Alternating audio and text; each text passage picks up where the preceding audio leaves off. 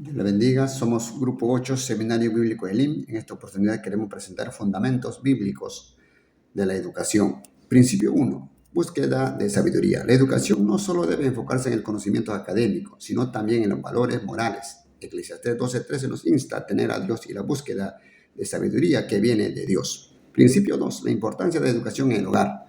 La enseñanza bíblica no solo debe enfocarse en el conocimiento académico, sino también en transmisión de valores, principios morales de generación en generación, una educación basada en la verdad de Dios. Proverbios 22:6, instruye al niño en su camino, cuando fuere viejo no se apartará de él. Principio 3, aprender las enseñanzas de Jesús. La educación no solo ocurre en las aulas, sino en la vida diaria, donde debemos imitar a Jesús. Mateo 11:29, aprender de mí resalta la enseñanza activa en el aprendizaje, ejemplo de Jesús. Bendiga. Principio bíblico sobre el Estado. Principio bíblico, Dios sobre toda autoridad. En 1 de Timoteo, capítulo 1, 15 y 16, en Salmo 27:1 y en Proverbios 1:7, nos hace ver que todos los que ejercen autoridad tienen el deber de reconocer a Dios como máxima autoridad y su palabra es la fuente de sabiduría. Principio bíblico, Dios fijó autoridades. En Romanos 13:1, todos los seres humanos tienen el deber de reconocer a sus autoridades, ya que toda autoridad viene de Dios. Principio bíblico, sometimiento a la autoridad. En Romanos 13:1 y 2, en Hechos 5:29, nos hace entender que todos tenemos el deber de someternos a nuestras autoridades. Esto siempre en cuanto sea conforme a su voluntad. También tenemos que tomar en cuenta en qué circunstancia no hacerlo. Esto es cuando sea en contra de los principios y valores bíblicos. Concluyendo, es necesario obedecer a Dios antes que a los hombres. Principios bíblicos en el trabajo. Principio número 1. Todo trabajo con esfuerzo trae recompensa. En 1 Corintios capítulo 15, versículo 58 dice: por lo tanto, queridos hermanos, mantengámonos firmes e inconmovibles, progresando siempre en la obra del Señor, conscientes de que su trabajo en el Señor no es en vano. Dios nos exhorta a que seamos creyentes responsables en el lugar que estamos y que todo trabajo demanda de mucho esfuerzo.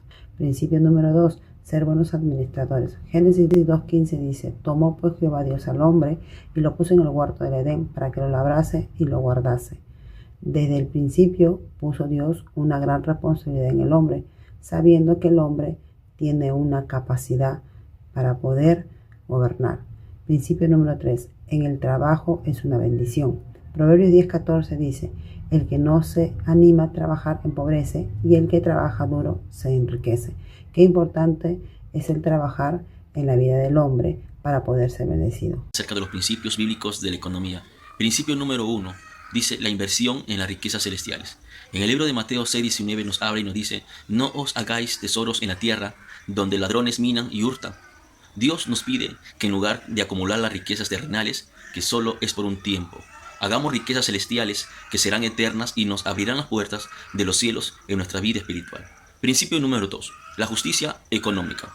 El libro de Levítico 19:13, este principio nos prohíbe la explotación y el abuso del poder en contra de los trabajadores y también el de ser injustos, reteniendo el pago del salario, y solo así podemos reflejar la justicia, la misericordia de Dios en nuestras relaciones económicas. Principio número 3. Tenemos la avaricia y la codicia, que no proviene de Dios. En el libro de Proverbios 11:24 dice la palabra de Dios: hay quienes que reparten y les añadido más. Dios nos anima a ser generosos y compartir con los que tenemos con los demás, sabiendo que Dios nos bendecirá y proveerá de manera abundante en nuestra vida. Dios le bendiga. Dios le bendiga. Continuamos con los principios bíblicos de la cultura. En primer principio bíblico tenemos la transformación y renovación mental. En Romanos 12:2 nos da a entender que entablar un parecido entre Cristo y la cultura podría causar daño, puesto que atraería una sociedad mundana. Si ponemos límites en las conductas según la Biblia, estaríamos mejorando nuestro entorno. En segundo principio bíblico tenemos la luz del testimonio. En Mateo 5:16 nos dice Jesús que nos llama a vivir de tal manera que nuestra fe sea evidente para el mundo y nuestras acciones sean el reflejo de amor y que las personas que nos rodean glorifiquen a quien vive y reina por los siglos. Amén.